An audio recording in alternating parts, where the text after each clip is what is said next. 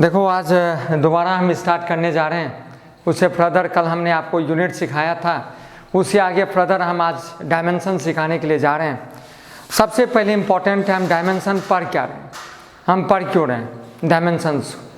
तो डायमेंशन हम जो पढ़ रहे हैं उसमें ये मुझे पता लगाना है किसी भी फिजिकल क्वांटिटी में कंट्रीब्यूशन दूसरे फिजिकल क्वांटिटी का कितना है, उसी चीज़ को हम लोग क्या बोलते हैं, डायमेंशन बोलते हैं। जैसे मैं एग्जांपल देता हूँ, जैसे मैं लिखता हूँ एक वर्ड लिखता हूँ, जैसे एरिया लिखता हूँ, एरिया। तो एरिया में लेंथ और क्या आता है, ब्रेथ आता है। तो इस एरिया में कंट्रीब्यूशन किसका किसका है, मतलब दोनों लेंथ का ही है और किसी चीज़ का नहीं है।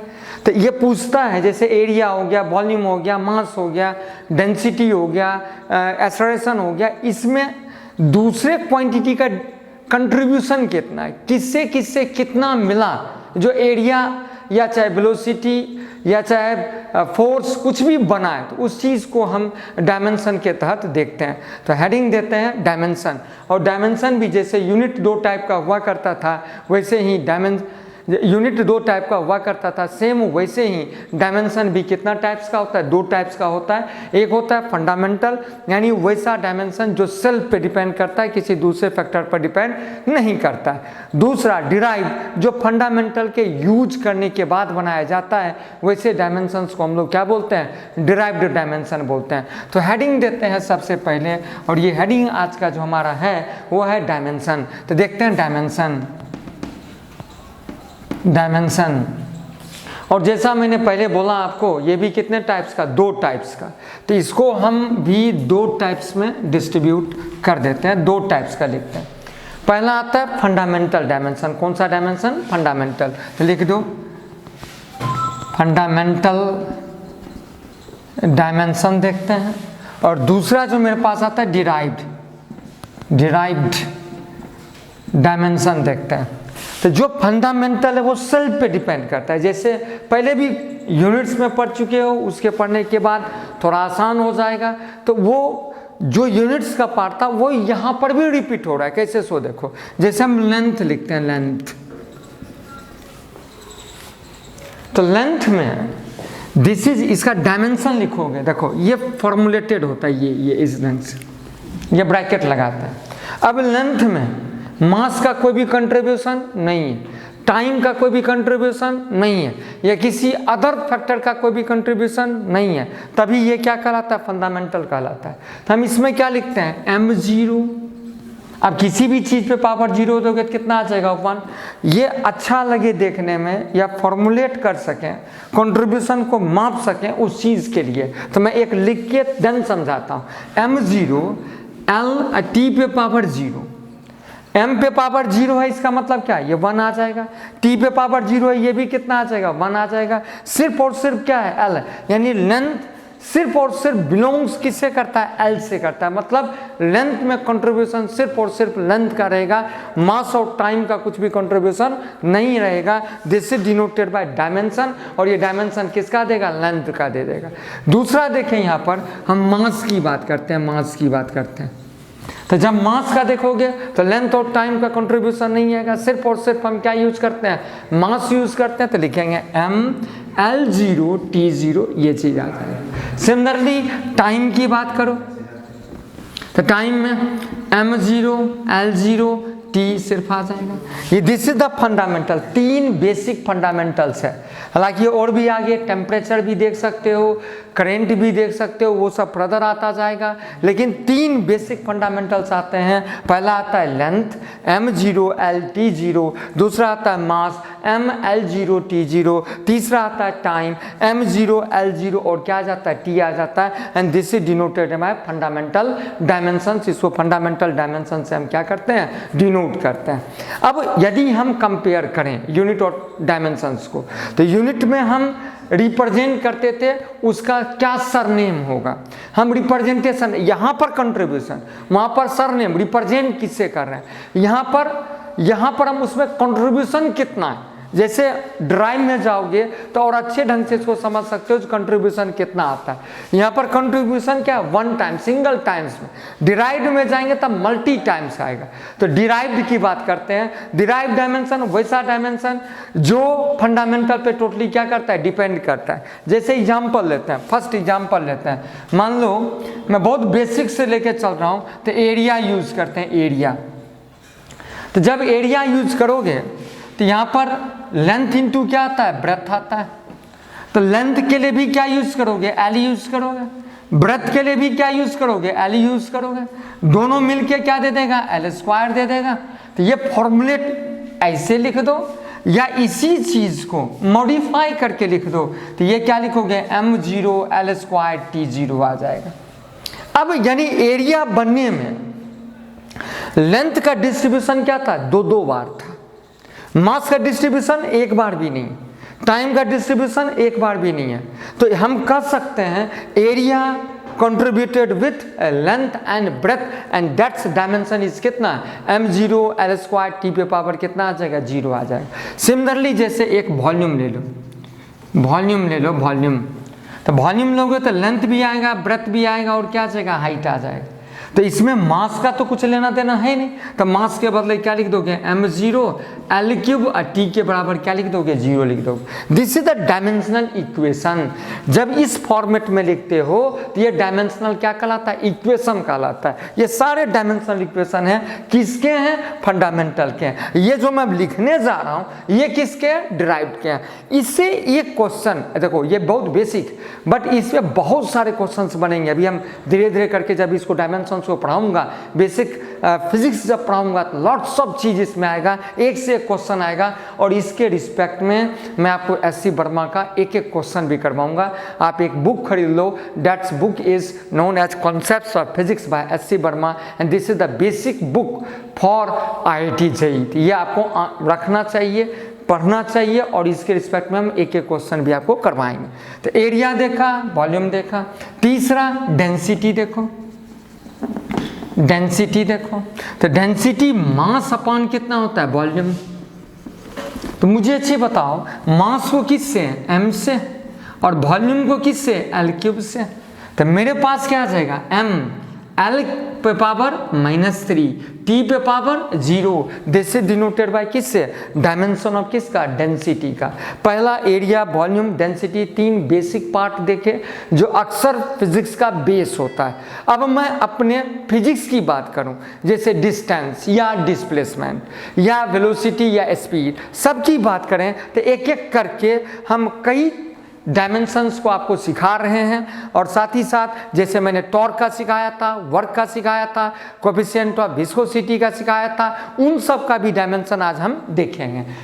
तो ये स्टार्ट करते हैं इसी का। डिराइव्ड में, फंडामेंटल में तो कुछ ज़्यादा है ही नहीं, तो हम डिराइव्ड की बात करते हैं। डिराइव्ड में कई तरह के क्वेश्चंस को देखते हैं। तो जैसे ये थर्ड हो गया, अब मैं नेक्स्ट की बात करूँ, फोर्थ नंबर बात करूँ, तो हम देखते हैं डिस्टेंस, डिस्टेंस या डिस्प्लेसमेंट की बात करें। देखो डिस्टेंस हो या डिस्प्लेसमेंट हो, उसको मेजर हम किस में करते हैं, लेंथ में करते हैं। तो सीधा सीधा मेरे पास आ जाएगा m0 l और t का कितना आ जाएगा, 0। इससे हम डिस्टेंस या डिस्प्लेसमेंट को मेजर कर सकते हैं। पांचवा जो मेरे पास मैं नेक्स्ट लिखता हूँ, स्पीड या वेलोसिटी, समझ रहे होगे। तो स्पीड या वेलोसिटी फॉर्मूला सिखा चुके हैं, इसलिए आपको थोड़ा आसान हो जाएगा। डिस्टेंस अपॉन क्या होता है, टाइम। तो हम इसको लिख सकते हैं that is equal to distance upon time या डिस्प्लेसमेंट अपॉन टाइम। डिस्टेंस को किससे यूज करते हो, l से, टाइम को किससे, t से। तो इसका डायमेंशन कितना आ जाएगा, lt पे पावर -1 आ जाएगा। m0 लिखने की आवश्यकता नहीं है, टाइम भी ज़्यादा खपत होगा और m0 पे पावर 0 चला गया, m पे पावर 0 चला गया, वैल्यू कितना आ जाएगा, 1। तो सीधा सीधा lt पे पावर कितना आ जाएगा, -1। सिमिलरली एक्सेलरेशन की बात करो, तो जब एक्सेलरेशन देखोगे तो वेलोसिटी अपॉन टाइम। वेलोसिटी का डायमेंशन आ चुका है, टाइम का डायमेंशन जानते हो, वैल्यूज को क्या करते हैं, पुटअप। तो मेरे पास डायरेक्ट मैं लिखूं तो lt पे पावर कितना आ जाएगा, -2 आ जाएगा। डायरेक्ट वैल्यू को लिखा जा सकता है।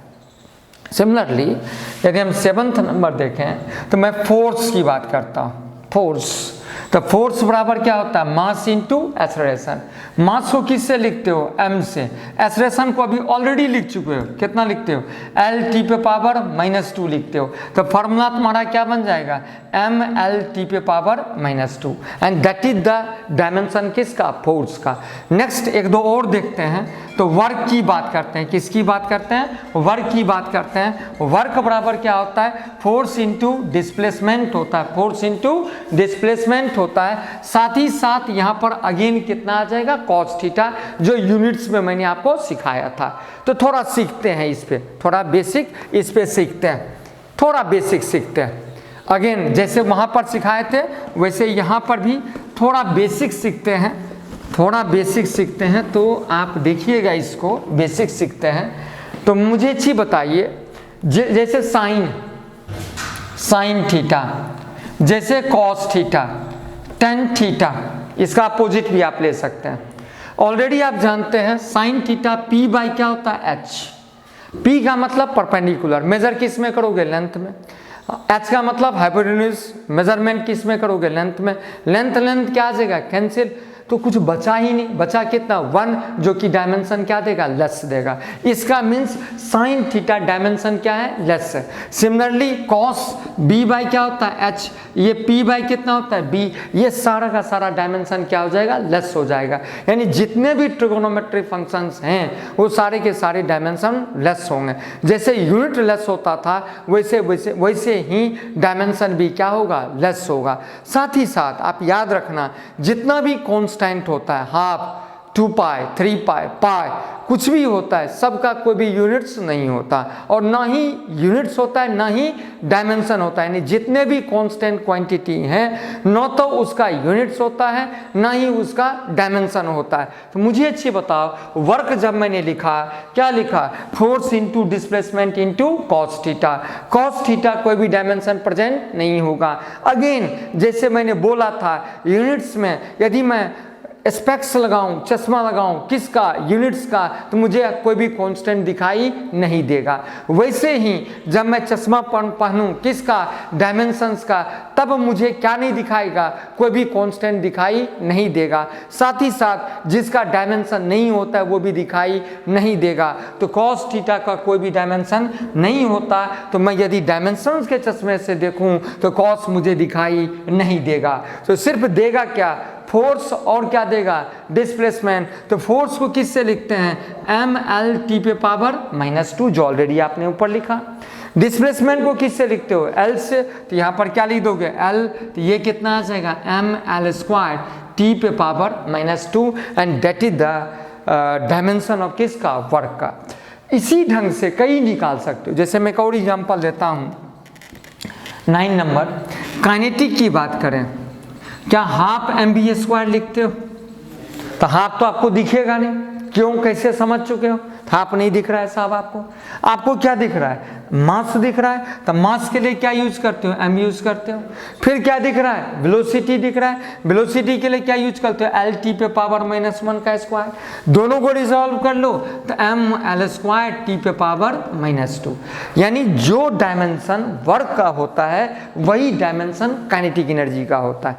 अब एक मतलब समझते हैं, जो वर्क है वो बना किसके किसके यूज से बना, किसका किसका कितना कंट्रीब्यूशन है, मास का, लेंथ का, टाइम का कितना कंट्रीब्यूशन, कितना कंट्रीब्यूट हुआ जो वर्क बना। तो आप देखोगे यहाँ पे तो ये मिल रहा है आपको, mass single times, length twice times, और टाइम -2x टाइम्स। देख रहे हो, इतना टाइम्स के बाद, यानी टाइम को ये भी कह सकते हो 1/t²। समझ रहे हैं मेरी बात। तब जाके मुझे क्या मिला, वर्क मिला। काइनेटिक एनर्जी क्या मिल जाएगा, ml² t पे पावर कितना मिलेगा, -2 मिलेगा। सिमिलरली आप पोटेंशियल भी निकाल सकते हो। तो 10 नंबर देखते हैं, पोटेंशियल एनर्जी देखते हैं, क्या लिखते हो इसको, mgh लिखते हैं। m स्टैंड्स फॉर किससे, मास से, तो मास के लिए क्या लिखते हो, m लिखते हो। g stands for acceleration due to gravity, तो जो डायमेंशन एक्सेलरेशन का होगा वही dimension acceleration due to gravity का भी होगा। तो एक्सेलरेशन का डायमेंशन क्या देखा, एल टी पे पावर -2। हाइट को किस में मापते हो, लेंथ में मापते हैं, तो यहाँ पर मेरे पास क्या आ जाएगा, लेंथ आ जाएगा। तो ये मुझे क्या मिलेगा, ml² टी पे पावर -2। यानी 3 ऐसे चीज हैं, पहला क्या है वर्क, दूसरा क्या है काइनेटिक एनर्जी, तीसरा क्या है पोटेंशियल। जिन तीनों का डायमेंशन क्या रहता है, सेम रहता है। सिमिलरली एक चौथा भी आपके पास आएगा, डेट इज डिनोटेड बाय किससे, टॉर्क से। टॉर्क किसको बोलते हैं, एंगुलर फोर्स को बोलते हैं। किसको बोलते हैं, एंगुलर फोर्स। इसलिए मैंने यूनिट में ये सब सिखाया था, कोई एक फार्मूला सिखाया था, ताकि आपके लिए आगे का रास्ता क्या हो जाए, आसान हो जाए। तो एक चीज और देखते हैं, अब एक चीज और देखते हैं 10th के बाद, यहीं पर लिख देता हूं, 11th देखता हूं और लिखता हूं इसको टॉर्क, TORQE, टॉर्क। और मैंने बोला था टॉर्क परपेंडिकुलर लेंथ इनटू क्या होता था, फोर्स। लेंथ है तो लेंथ को किससे लिखते हैं, L से। फोर्स को किससे लिखते हैं, ml टी पे पावर -2 से। डायमेंशन कितना आ जाता है, ml² टी पे पावर -2। यानी ये 4 चीज ऐसे हैं जिनके डायमेंशंस क्या होते हैं, सेम होते हैं। कुछ और सीखते हैं साहब, कुछ और सिखाते हैं आपको। ये पहले आप नोट्स कर लीजिए इसे, कुछ और मैं यूनिट्स को लूँगा, कुछ और यूनिट्स आपके लिए बनाऊँगा, डायमेंशन बनाऊँगा। और उसके बाद कल जब हम क्लास लेंगे तो इस पे मेन क्वेश्चन पे आ जाएंगे, फिर मज़ा आएगा आपको। तो ये आप शायद लिख चुके होंगे टॉर्क तक।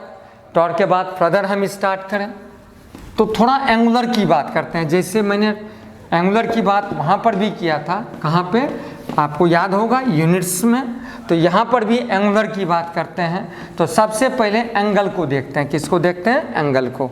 तो एंगल सबसे पहली बातचीत हम करें 12th नंबर में बात करते हैं, ये एंगल की बात करते हैं।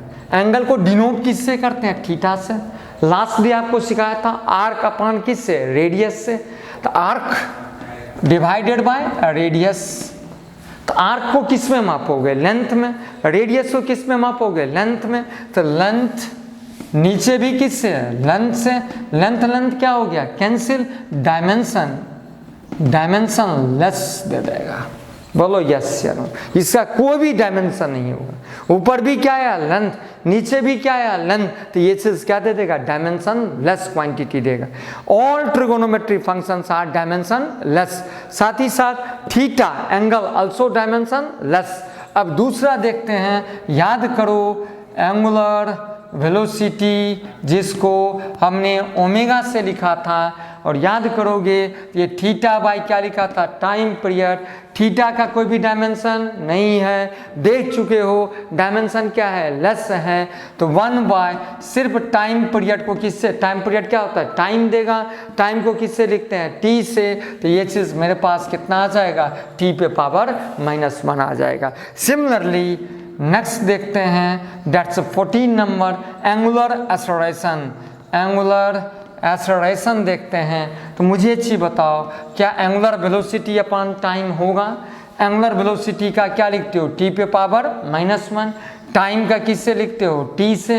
तो ये सीधा का सीधा आ जाएगा टी पे पावर -2। यानी these are dimensions for angular quantity. ये जो पहले देखे ये किस चीज़ का देखे, ये सारा चीज़ हम देखे थे स्ट्रेट लाइन का, जब लीनियर हो रहा था तब। और ये चीज़ हम किसका देखे, एंगुलर का। साथ ही साथ टॉर्क भी किसका देखे, एंगुलर का। इसके रिस्पेक्ट में हम ये वैल्यूज निकाल सकते हैं। तो पहले आप इसको लिख लीजिए। फर्दर मैं इसमें कुछ और ऐड करूँगा, जैसे एक शब्द और ऐड करता हूँ आपके लिए नवा, बट आगे जाके पढ़ना पड़ेगा। That's 15 number. एक तो पहले मोमेंटम बोलते हैं, शायद 9th क्लास में आप पढ़े होंगे। मोमेंटम ये होता है, मोमेंटम होता है मास इंटू वेलोसिटी। जब आगे पढ़ूंगा न्यूटन्स लॉज ऑफ मोशन पढ़ूंगा तो एक शब्द पढ़ोगे मोमेंटम। तो मोमेंटम बराबर मास इंटू क्या होता है, वेलोसिटी। मास को किससे लिखते हो, m से। वेलोसिटी को किससे लिखते हो, l t पे पावर -1 से। तो यहाँ से मेरे पास आता है ml t पे power -1 and that is the dimension of किसका, मोमेंटम का। ये लीनियर का था, किसका था, लीनियर का। इसी में किसका आता है, एंगुलर का। तो उसको बोलते हैं एंगुलर मोमेंटम। और ये चीज़ आता है mv और r आ जाता है r। ये आर परपेंडिकुलर लेंथ होता है। कौन सा लेंथ होता है? Perpendicular length. तो देखो ये टॉर्क था, ये क्या था? एंगुलर फोर्स था। तो एंगुलर फोर्स में भी क्या आता है? Perpendicular length. जो एंगुलर मोमेंटम होगा उसमें भी क्या आएगा? परपेंडिकुलर लेंथ आएगा। तो मुझे एक चीज बताओ, मास को किससे लिखते हो? m से। वेलोसिटी के किससे लिखते हो? एल टी पे पावर माइनस। अगेन लेंथ को किससे लिखते हो? एल से। तो ये मेरे पास क्या आ जाएगा? m एल स्क्वायर टी पे power -1। That is the dimension of किसका? Angular momentum. Angular momentum, mass, velocity and perpendicular length. Mass को किससे? m से। वेलोसिटी को किससे? एल टी पे पावर -1 से। परपेंडिकुलर लेंथ को किससे? l से। तो मुझे क्या मिलेगा? m एल स्क्वायर टी पे पावर -2 मिलेगा। यानी देखोगे एंगुलर मोमेंटम जो बन रहा है, जिसको हम बना रहे हैं, उसमें कंट्रीब्यूशन किसका है? मास का है सिंगल टाइम्स, लेंथ का ट्वाइस टाइम्स, और टाइम का 1/t टाइम्स, यानी रेसिप्रोकल है। समझ रहे हैं मेरी बात? इस ढंग से हम किसको बनाते हैं? एंगुलर मोमेंटम को बनाते हैं। बहुत सारा चीज़ है, जैसे जैसे पढ़ते जाओगे वैसे वैसे सीखते जाओगे। एक चीज़ और सिखाता हूँ, दैट इज द नेक्स्ट एक सिखाता हूँ। अब ये सब जो हमने सीखा वो लीनियर और किसका सीखा? एंगुलर का सीखा। कुछ और भी हैं, उनको भी देख सकते हो। जैसे हम लिक्विड के कुछ पार्ट को ले लें, फिर आपको हम आज एक व्हाट्सएप भी करेंगे, लिस्ट आपको भेज देंगे जिसमें बहुत सारे चीज़ का डायमेंशन है जो आपको आना चाहिए, वो नेसेसरी। तो नेक्स्ट देखते हैं, इन सब के बाद कुछ और देखते हैं। जैसे आपको मैंने प्रेशर सिखाया था वैसे यहाँ पर भी प्रेशर सिखाते हैं। तो नेक्स्ट जो हमारा नंबर है, आई थिंक 16 नंबर जाएगा। एक सीखते हैं पहले स्ट्रेस। स्ट्रेस होता है फोर्स अपॉन एरिया। स्ट्रेस क्या होता है? Force upon area. फोर्स को किससे लिखते हो? फोर्स को लिखते हैं m एल टी पे पावर -2। एरिया को किससे लिखते हैं? एल का स्क्वायर लिखते हैं। एल से एल क्या आ जाएगा? कैंसिल। क्या बचेगा? ये m l -1 t पे power -2। That is the dimension of किसका? स्ट्रेस का। अब एक खास चीज देखना, 17 नंबर देखते हैं, स्ट्रेन। आगे जाके सब चीज लिक्विड में पढ़ोगे तो एक चीज सीखते हैं, स्ट्रेन। स्ट्रेन जो होता है, change in dimension, change in dimension upon original dimension. Change in dimension में डायमेंशन बदल जाए। जैसे लेंथ है तो लेंथ में बदलाव हो जाए, मान लो यही है, इसको गर्म करके खींच दें, थोड़ा सा खींच दें, क्या लेंथ में बदलाव आए? डिवाइडेड बाय किससे? Original length, that is denoted by किससे? स्ट्रेंथ। ये सब इलास्टिसिटी में पढ़ोगे। किस में पढ़ोगे? इलास्टिसिटी। जब आप ग्रेविटेशन पढ़ लोगे तब जाके इलास्टिसिटी स्टार्ट होता है, और लिक्विड का चैप्टर उसके बाद स्टार्ट होता है। तो इलास्टिक नेचर में ये चीज़ पढ़ोगे, स्ट्रेस भी और स्ट्रेन भी। तो जो स्ट्रेन होता है, चेंज इन डायमेंशन, जैसे लेंथ है, लेंथ में कितना बदलाव हुआ उसके रिस्पेक्ट में ओरिजिनल लेंथ। जैसे आप जो लोहे का काम करते हैं, जैसे लोहार होते हैं, वो देते हो किसी रॉड को गर्म कर करके हथौड़े से पीट करके उसका लेंथ क्या करते हैं? बढ़ा देते हैं।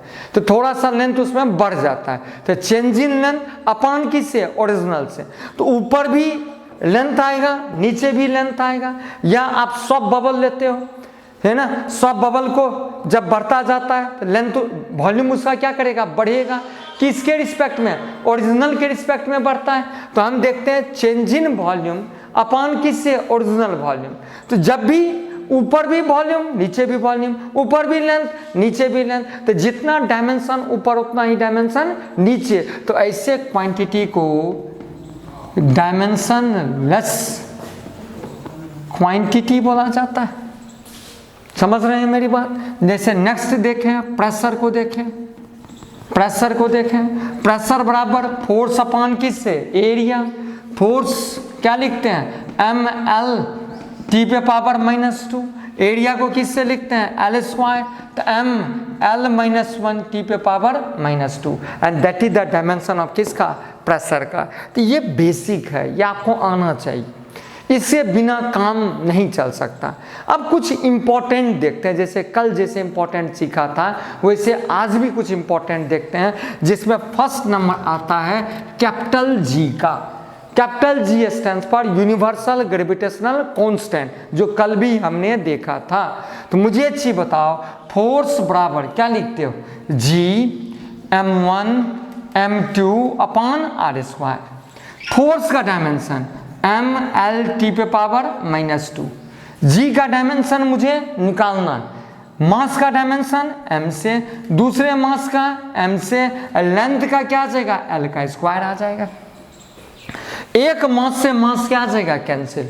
सॉल्व कर दो इसको, क्या मिलेगा, ये मिलेगा m पे पावर -1, l का क्यूब t पे power -2 and this is the dimension of किसका, यूनिवर्सल ग्रेविटेशनल कांस्टेंट का। यानी यूनिवर्सल ग्रेविटेशनल कांस्टेंट में किसका किसका कंट्रीब्यूशन डायरेक्टली प्रोपोर्शनल टू किसका है, लेंथ का, क्यूब का है, और इनवर्सली प्रोपोर्शनल टू किसका है, m का, मास का, और साथ ही साथ किसका है, स्क्वायर ऑफ टाइम का। डायरेक्टली क्या है, लेंथ का, क्यूब डायरेक्टली, यानी g का कंट्रीब्यूशन जो है लेंथ का डायरेक्टली 3 टाइम्स, है ना, क्यूब दे रखा है, समझ रहे, 3 टाइम्स नहीं कर सकते हैं, l का क्या दे रखा है, क्यूब दे रखा है। साथ ही साथ इनवर्सली 1 मास दे रखा है, इनवर्सली 1 क्या दे रखा है, t स्क्वायर दे रखा है। तब जाके मुझे क्या मिलता है, यूनिवर्सल ग्रेविटेशनल कांस्टेंट मिलता है। साथ ही साथ ये चीज़ और सीखना पड़ेगा मुझे। 20th नंबर देखते हैं, याद कीजिए लास्ट डे मैंने विस्कोसिटी सिखाया था, विस्कस नेचर का यूनिट वाला प्रयोग है, तो उस पर विस्कस नेचर का सिखाया था। तो विस्कोसिटी में, विस्कस फोर्स में क्या देखेंगे, फोर्स बराबर minus eta times area dv by कितना, dx। याद करो फॉर्मूला, कल हमने लिखवाया था। फोर्स का क्या यूज करते हो, फोर्स का डायमेंशन m l t पे पावर -2। जो निगेटिव होता है उसका कोई भी डायमेंशन नहीं होगा, यानी डायमेंशन किसका किसका नहीं, निगेटिव का नहीं होगा, कांस्टेंट का नहीं होगा, 2 चीज समझ चुके हो, ट्रिगोनोमेट्री फंक्शन का भी कोई भी डायमेंशन नहीं होगा। यानी डायमेंशन जो है इन 3 चीजों को डिफाइन नहीं कर पाता है। तो फोर्स का लिखोगे, निगेटिव का तो होता नहीं है, ईटा का मुझे निकालना ही है, एरिया का क्या लिखोगे, l स्क्वायर लिखोगे, और dv बाई कितना दे रखा है, dx। तो dv का मतलब किससे, चेंज इन वेलोसिटी, या डिफरेंशिएशन किसका, वेलोसिटी का, किसके रिस्पेक्ट में, थिकनेस। तो वेलोसिटी को किससे लिखते हो, l t पे पावर -1, थिकनेस को किससे लिखते हो, l से लिखते हो। अब सबको क्या कर लोगे, रिजॉल्व। तो देख l से l कैंसिल, एक l से ये भी चीज क्या आ जाएगा, कैंसिल, एक टाइम से ये भी चीज क्या आ जाएगा, कैंसिल। अब सबको सॉल्व कर लो, तो मुझे क्या मिलेगा, ये मिलेगा m, l को इधर ले आओ, t पे power -1 and that is the dimension of किसका, that is the dimension of coefficient of viscosity. एक लास्ट और हम देखते हैं, लास्ट 21, फिर हम कल आपको इसमें सिखाएंगे आगे। तो एक लास्ट और देखते हैं इसमें, that is the Planck constant. Planck constant कल भी हमने आपको सिखाया था, आज दोबारा सिखा रहे हैं, that is the Planck constant. तो एक नेक्स्ट और लास्ट देखते हैं आज के लिए, that is the Planck constant. Planck constant देखते हैं। मुझे अच्छी बताओ, कल मैंने आपको सिखाया था E बराबर h न्यू, याद करो, that is the 21th number, E बराबर h न्यू। E का मतलब एनर्जी, कोई भी एनर्जी, काइनेटिक या पोटेंशियल। तो एनर्जी को किससे लिखते हैं, m l स्क्वायर t पे पावर -2। यहाँ पर क्या आ जाएगा, प्लांक कांस्टेंट। फ्रीक्वेंसी का कितना होता है, t पे पावर -1 होता है साहब। इससे ये चीज क्या आ जाएगा, कैंसिल हो जाएगा। क्या बचेगा, प्लांक का बचेगा। कितना बचेगा, m l स्क्वायर t पे power -1 and this is the dimension of किसका, प्लांक कांस्टेंट का। तो प्लीज़ आज आपसे रिक्वेस्ट है, इन सभी को पढ़ें, इसको करें। आज के लिए इतना ही, बहुत बहुत धन्यवाद आपका। कल फिर हम करेंगे।